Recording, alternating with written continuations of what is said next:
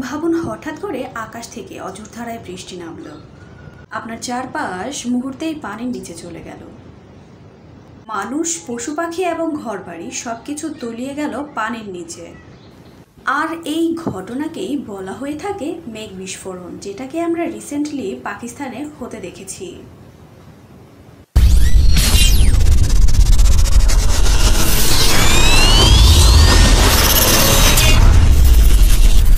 সাধারণ বৃষ্টি আর মেঘ বৃষ্টির মধ্যে রয়েছে বিস্তর পার্থক্য।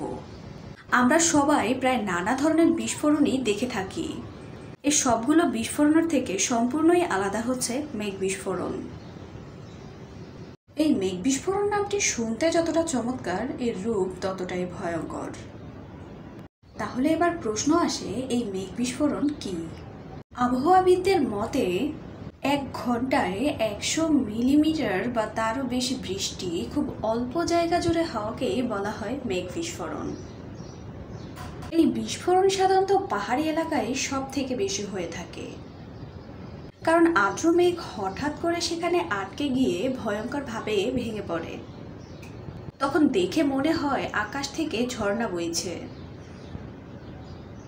এবার আসি কেন হয় এই মেঘ বিস্ফোরণ। এর প্রথম কারণ হলো পাহাড়ি জায়গায় এই মেঘ আটকে যায়।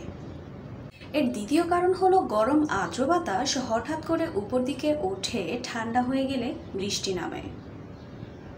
এছাড়া বাতাসের গতি ও বেগ হঠাৎ করে বদলে গেলেও মেঘ ভেঙে পড়ে। আর এই মেঘ ভেঙে পড়ার সেই অবস্থা থেকেই মেঘ বিস্ফোরণ হয়ে থাকে।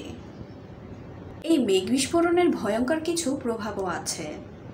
এর ফলে মুহূর্তেই ভূমিধস ও বন্যা হয়। মুহূর্তের মধ্যে শত শত ঘরবাড়ি পানির নিচে তলিয়ে যায়। রিসেন্টলি আমরা পাকিস্তানে এরকমের একটা ঘটনা দেখেছি। এর ফলে রাস্তাঘাট বন্ধ হয়ে যায় এবং অনেক প্রাণহানিও ঘটতে পারে। 2010 সালে ভারতের লাদাখে এই মেঘ বিস্ফোরণে শত শত মানুষ মারা গিয়েছিল। এবং এই 2025 সালে পাকিস্তানেও আমরা এই একই অবস্থা দেখেছি, যেখানে শত শত মানুষের প্রাণহানিও ঘটেছে। পাহাড়ি এলাকায় আকস্মিক বন্যা এবং ভূমিধসের মূল কারণ এই মেঘ বিস্ফোরণ। তাহলে এবার প্রশ্ন আসে, এই মেঘ বিস্ফোরণ থেকে কিভাবে বাঁচা যায়? এর জন্য আমাদেরকে নিয়মিত আবহাওয়ার খবর জানতে হবে। আমরা যারা পাহাড়ি এলাকায় থাকি তাদেরকে নিরাপদ জায়গায় চলে যেতে হবে। আর সবথেকে গুরুত্বপূর্ণ বিষয় হলো সরকারি সতর্ক বার্তা মেনে চলতে হবে আমাদের সবাইকে। এই মেঘ বিস্ফোরণ প্রমাণ করে প্রকৃতির শক্তি মানুষের ক্ষমতার বাইরে। তবে সচেতনতা এবং আগাম প্রস্তুতিই পারে আমাদেরকে এই দুর্যোগ থেকে রক্ষা করতে। এমন অজানা সব তথ্য জানতে আমাদের সাথেই থাকুন।